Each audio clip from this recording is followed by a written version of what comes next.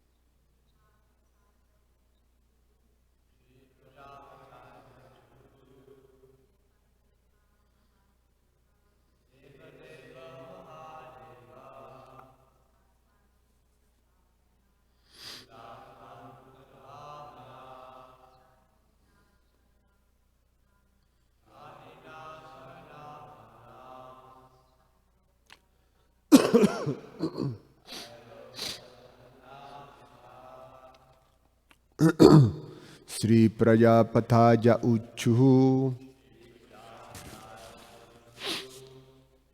The Prajapatis said, Deva Deva, O Lord Mahadev, best of demigods, best of the demigods. Mahadeva, O great demigod. Buddha Atman, O life and soul of everyone in this world. Bhuta Bhavana, O cause of the happiness and flourishing of all of them. Trahi, deliver. Naha, us. Sarana apannam, who have taken shelter at your lotus feet. Trailokya, of the three worlds. Dahanat, which is causing the burning. Visat, from this poison. Translation and purport by His Divine Grace A.C. Bhaktivedanta Swami Srila Prabhupada Ki. The Prajapatis said, O greatest of all demigods, Mahadev, super soul of all living entities, and cause of their happiness and prosperity, we have come to the shelter of your lotus feet. Now please save us from this fiery poison which is spreading all over the three worlds. Purport. Since Lord Shiva is in charge of annihilation, why should he be approached for protection, which is given by Lord Vishnu? Lord Brahma creates and Lord Shiva annihilates, but both Lord Brahma and Lord Shiva are incarnations of Lord Vishnu and are known as Shakti-Avesh avatars. They are endowed with a special power like that of Lord Vishnu, who is actually all-pervading in their activities. Therefore, whenever prayers for protection are offered to Lord Shiva, actually Lord Vishnu is indicated. For otherwise, Lord Shiva is meant for destruction. Lord Shiva is one of the Ishwaras, or the controllers known as Shakti-Avesh avatars. Therefore, he can be addressed as having the qualities of Lord Vishnu. Om Agyana Timirandasya Jananjana Shalakaya Chakshur Ummilitam Yena Tasmai Sri Guruve Namaha.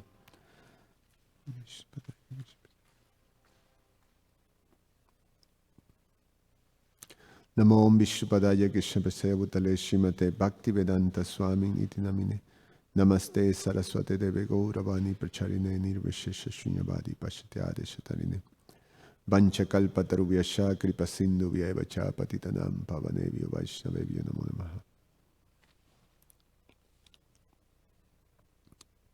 I read the translation again. The Prajapati said, O greatest of all demigods, Mahadev, super soul of all living entities and cause of their happiness and prosperity, we have come to the shelter of your lotus feet. Now please save us from this fiery poison which is spreading all over the three worlds.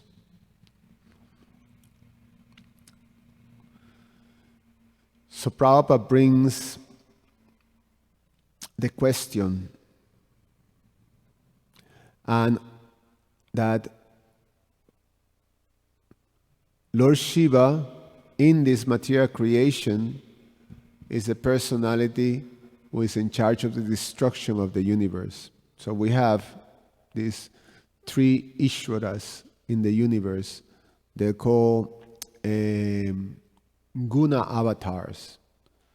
We have Lord Brahma, who is in charge of the creation and also governs the mode of nature, the passion mode of nature, Rajagun. And then we have Lord Vishnu, who maintains, and he is in charge of the mode of goodness, Satyagun and Sattvagun. And then we have Lord Shiva, who is in charge of the destruction of the universe, and he's in charge of the Tamagun, the mode of ignorance. So, if you go to prayer for protection, protection is always provided by Lord Vishnu, who is the maintainer.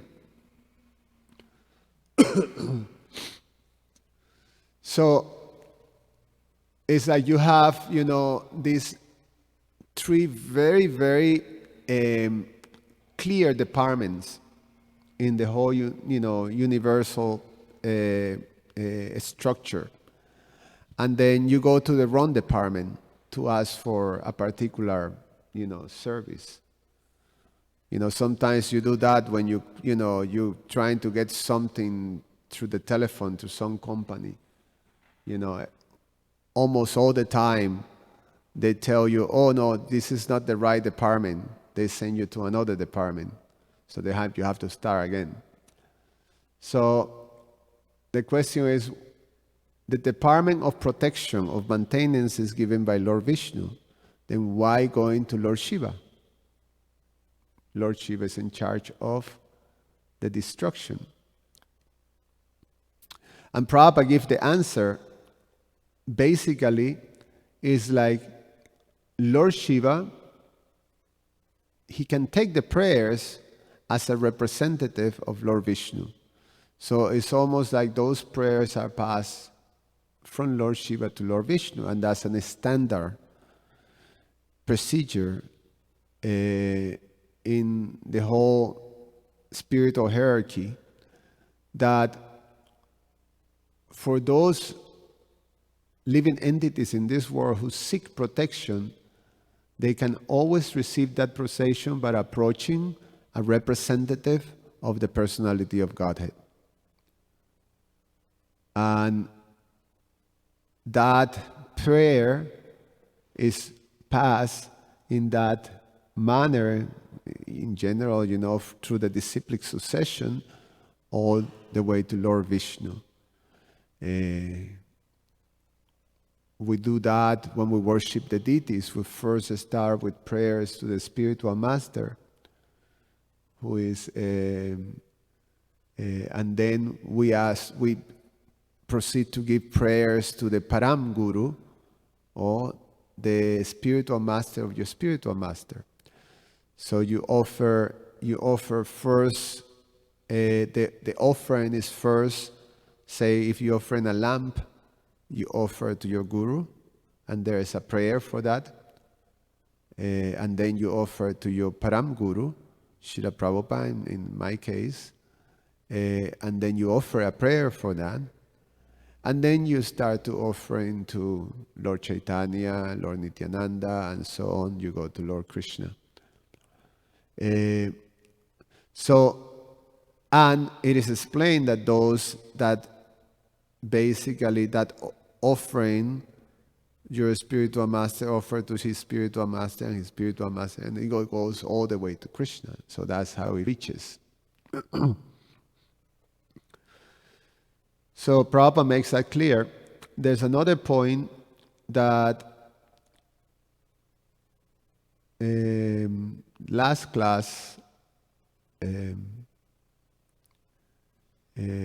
yesterday by Gokulananda Prabhu, he was explaining that it may cause some confusion, that right now the way the demigods are addressing Lord Shiva, and there will be further prayers, and they're addressing Lord Shiva as a super soul, as the cause of all happiness and prosperity. And then I think tomorrow's verse also is a similar. You're the cause of bondage and liberation of the entire universe because you are its ruler. So and so on.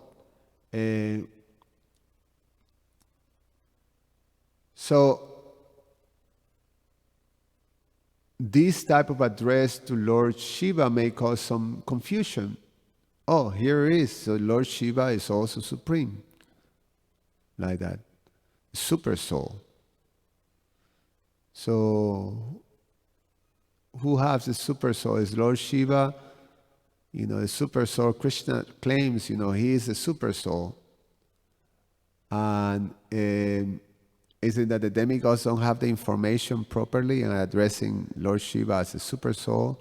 Or is it Lord Shiva the super soul as well as Lord Vishnu? Is it that Lord Shiva is a super soul in some living entities, maybe the demigods, and Lord Krishna is a super soul in some other living entities? I don't know. It can cause confusion. So, in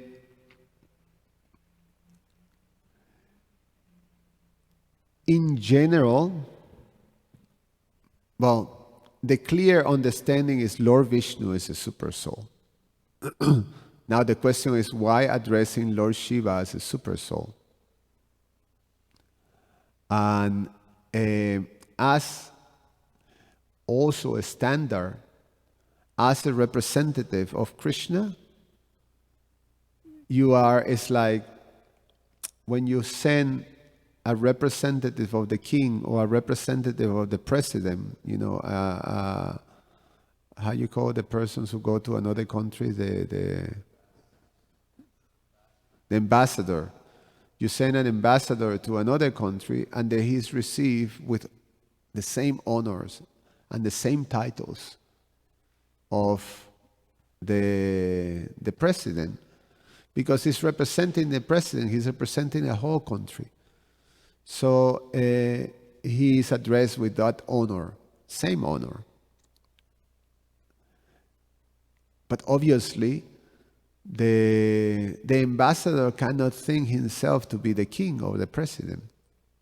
It will be a disqualifier.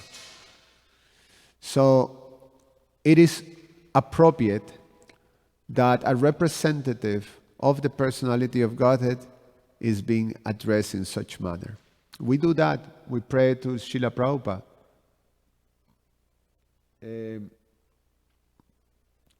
um, how's it go? Eve jaskus tribubana. Haha Prabhu koro doya. Haha Prabhu koro doya. Deho mode parachaya. Eve jasha kushu tribubana. That, and before that, the prayer before that is Sri Guru Karuna Sindhu. So we address the spiritual master in the same way that we address Krishna. We say, Hey Krishna Karuna Sindhu, Dina Bandhu Jagatpate. That's a prayer to Lord Krishna. Hey Krishna, oh Krishna, Karuna Sindhu, you're an ocean of mercy. Dina Bandhu, you're very inclined, and you're the friend of the Dina Bandhu is the poor, or the despondent, like that. Dina Bandhu Jagat Pate. And then we address Srila Prabhupada, we pray to Srila Prabhupada. How's it go? Sri Guru Karuna Sindhu. No. What is? Here.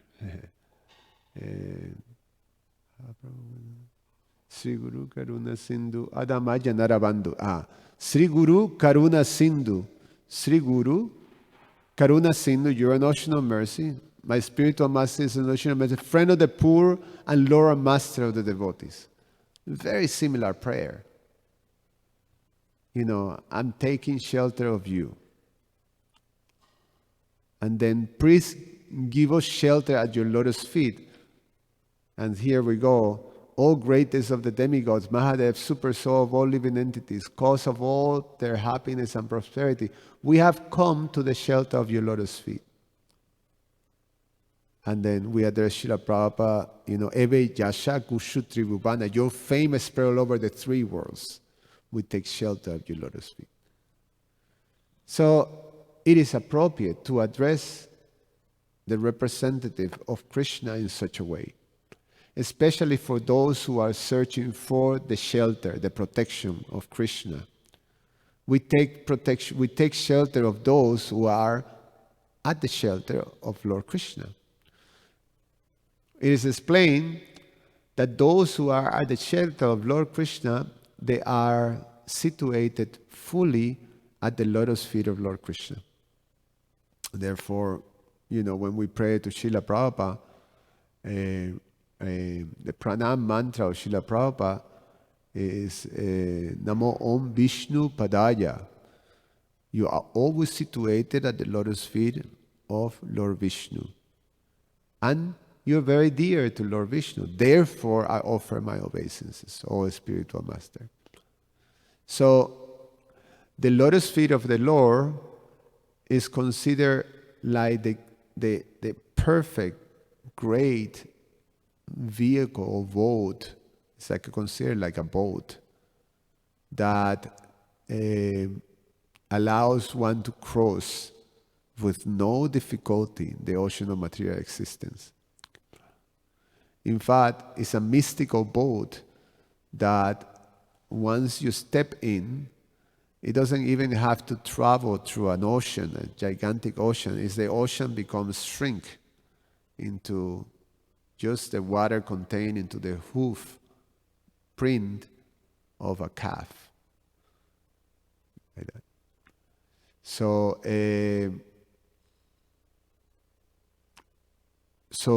one seeks the shelter of those who are at the lotus feet of the Lord.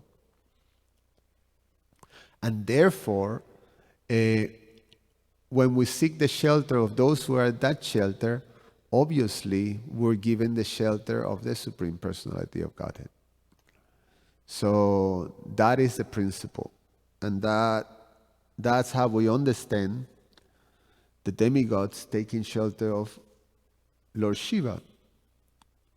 And it's quite appropriate that Lord Shiva is being addressed in such a way. Now, the question of the super soul, it is explained that those who represent Krishna, they actually also they in very close connection with the super soul in each living entity. So therefore, the representatives of Krishnas are extensions of the Cheta Guru. The Cheta Guru is the super soul. So then it is explained that those who are representatives of Krishna, they also are able to know the heart of those conditioned souls that are approaching for shelter, because of that connection with the super soul. So they're as good as the super soul. There is a via media by which the super soul actually communicates with the living entity. The super soul is giving instructions constantly, but we're so disconnected that we cannot ascertain when is the super soul speaking or when is my mind just speaking. So we don't have the right tuning. It's all fuzzy with the super soul channel. So, but the spiritual master, the representative of Krishna, he is. So therefore, when the spiritual master speaks and gives instruction, that is as good as the instructions given by the super soul. And is perfectly controlled. So the representative, the spiritual master, is as good as the super soul. And then, all these titles, all this way that the representative is addressed is quite appropriate. Shaksha darittvena chamasta shastra ukta tathas bhavyata eva shadvi. That the spiritual master, because it's a representative of Krishna, is as good as Krishna. So Prabhupada explained here, therefore he can be addressed as having the qualities of Lord Vishnu. So darittvena is that he has he is endowed with those qualities, the qualities of the Supreme Personality of Godhead, and is empowered to act like that. So that's the position. And we cannot be confused that, like yesterday we were discussing in Gokulananda's class, he brought it out, and also,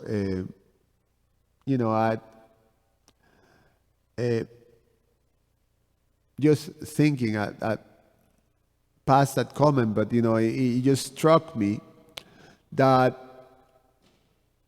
I mention it again because I think it's relevant understanding, or at least, trying to picture this great pastime in which the position of supremacy of Lord Vishnu is very clear in the pastime.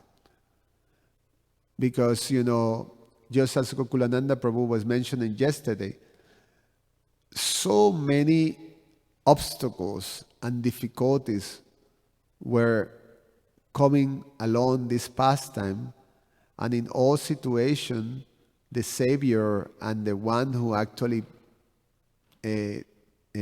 resolved all those problems was Lord Vishnu.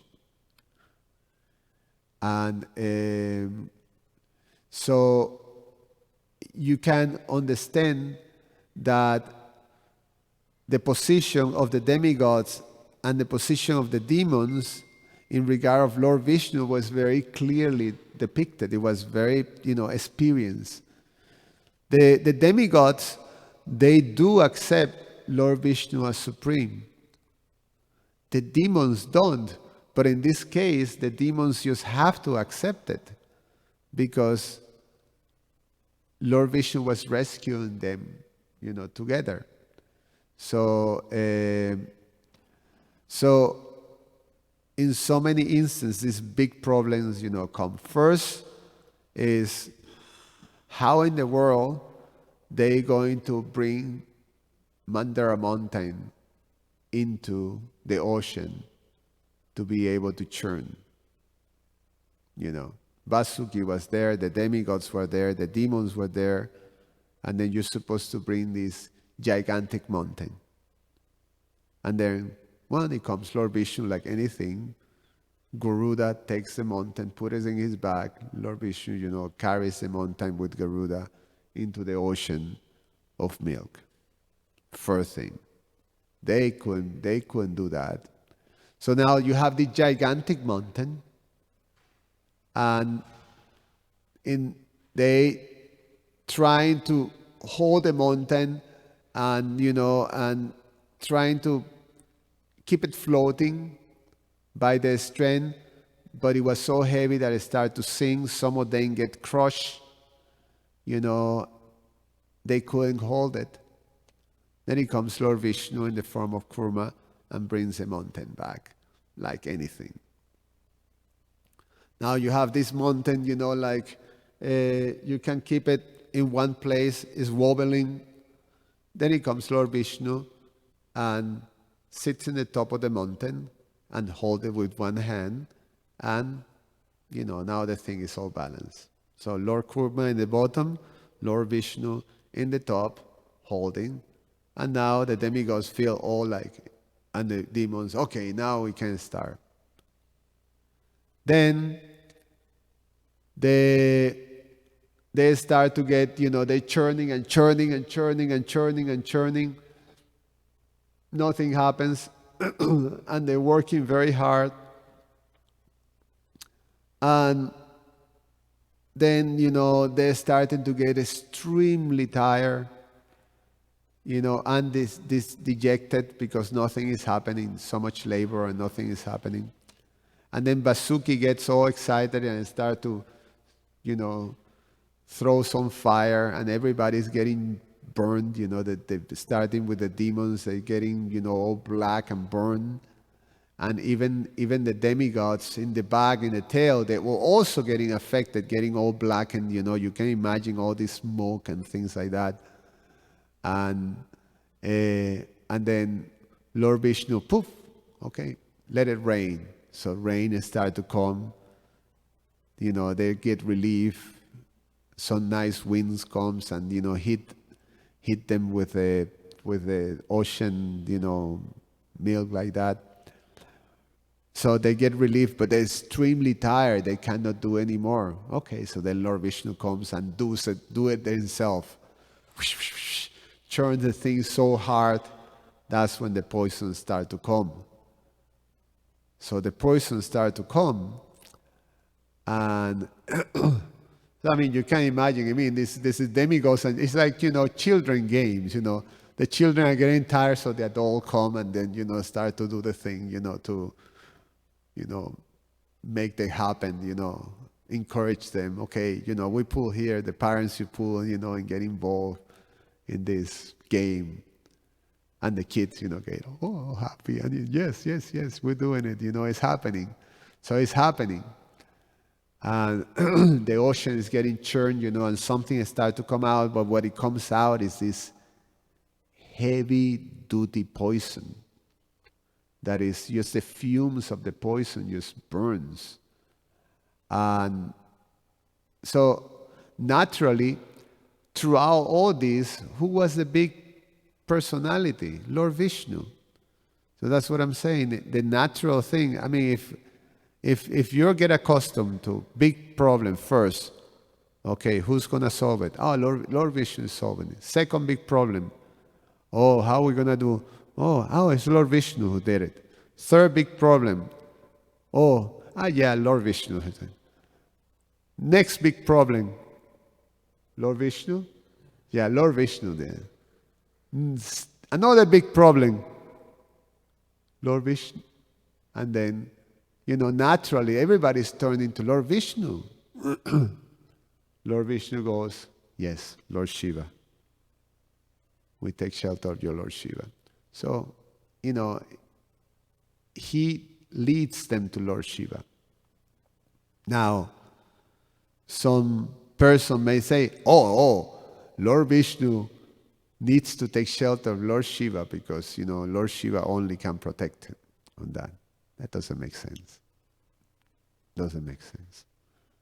That's what we have, when we receive the Bhagavatam, we given the Bhagavatam in the context, the big context, so of understanding the supremacy of Lord Vishnu. So that's the situation. Lord Shiva becomes Lord Vishnu's representative and is able to give full shelter to anyone who approaches. And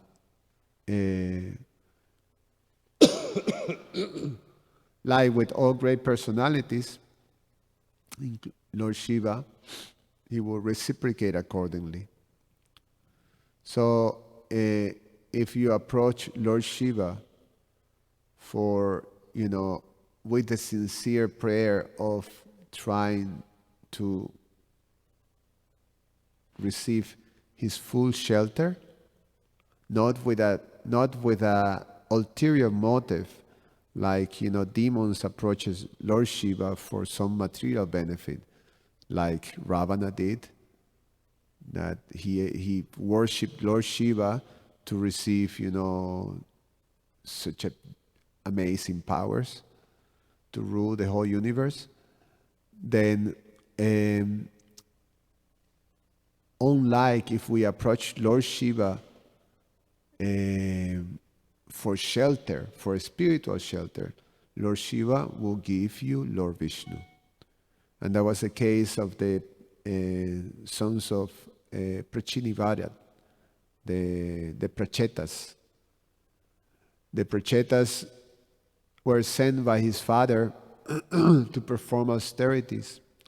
And they were so obedient and so good at following the instructions of their authorities that Lord Shiva became attracted, and he appeared in front of them, and then they surrendered to Lord Shiva, and Lord Shiva gave them, a mantra to meditate. He initiated them. The mantra was Om Narayan Namaha. He gave them, Narayan mantra, Lord Narayan's mantra. So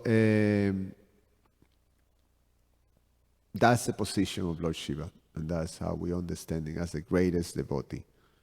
Any comment or questions?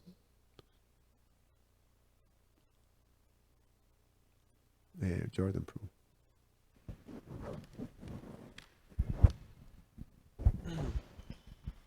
It seems like there's a difference between like our prayer to Srila Prabhupada or to other devotees. We don't call them super soul. Like this is directly say, at least Prabhupada's purport or his translation said super soul. The actual Sanskrit didn't say super soul, but Prabhupada said super soul. I guess the point is that there seems to be, there is a difference between Lord Shiva and just any other representative of the Lord. Yeah, although in the translation, word by word, Prabhupada translated as all life and soul of everyone in this world. Buddha Atman. Buddha Atman. All life and soul of everyone in this world. Yeah, because again, we're not addressing Lord Shiva as, Kshirodakshai Vishnu, the super soul. That's the way I understand it, is you're addressing just as, Shakshadarit Vena Chamasta Shastra. The scriptures say that Krishna's representative is as good as Krishna. So, they're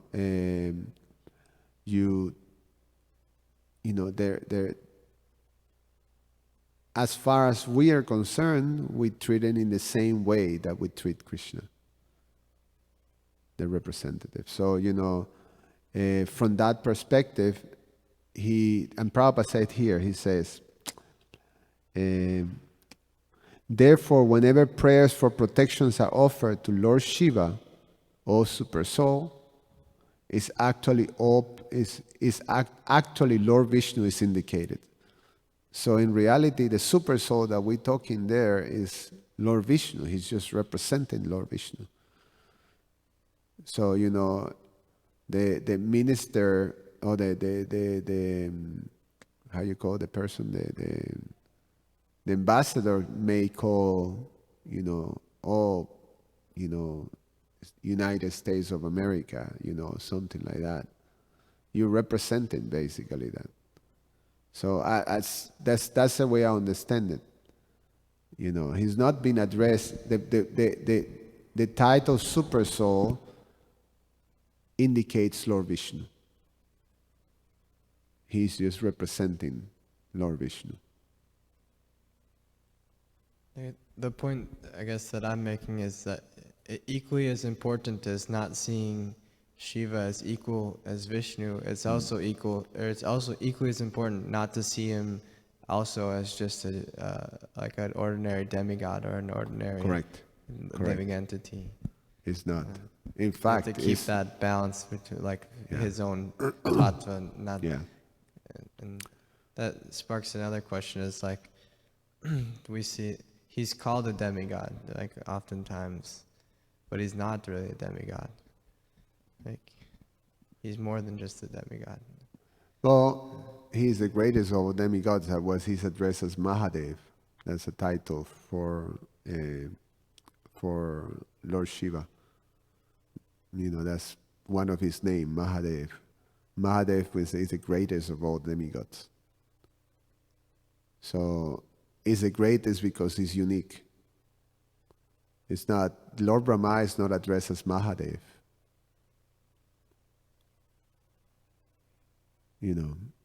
So Lord Shiva is in that unique position. But he's the demigod,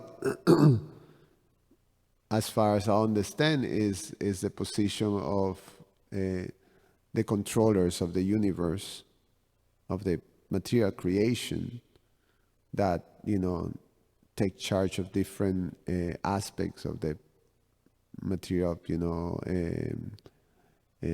activities like that, and it makes a difference between the God and the demigods. There is a difference. So Lord Shiva is Deva Deva Mahadeva, great, the greatest of the demigods. But he's not even in the same ballpark. It's not even that Indra can really work very hard and become come to the position of Lord Shiva. Gokulananda was also mentioned yesterday.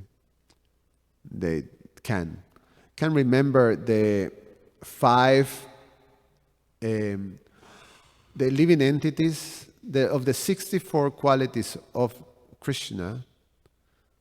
60 are possessed. 64 are uniquely only Lord Krishna and Lord Balaram. 60 is Lord Vishnu. 55 is Lord Shiva. and 50 is a living entity. So those 5 that Lord Shiva has that no living entity, including Lord Brahma, has, I can remember. Let me see if I can find it quickly here.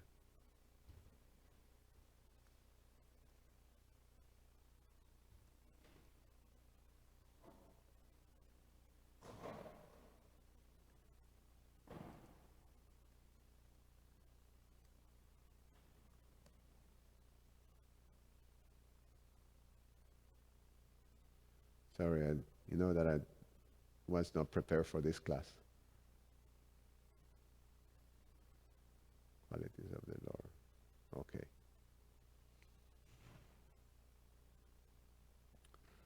Okay. Should I read all of them? What time is now? 23. No, this is okay. Not read all of them. Okay.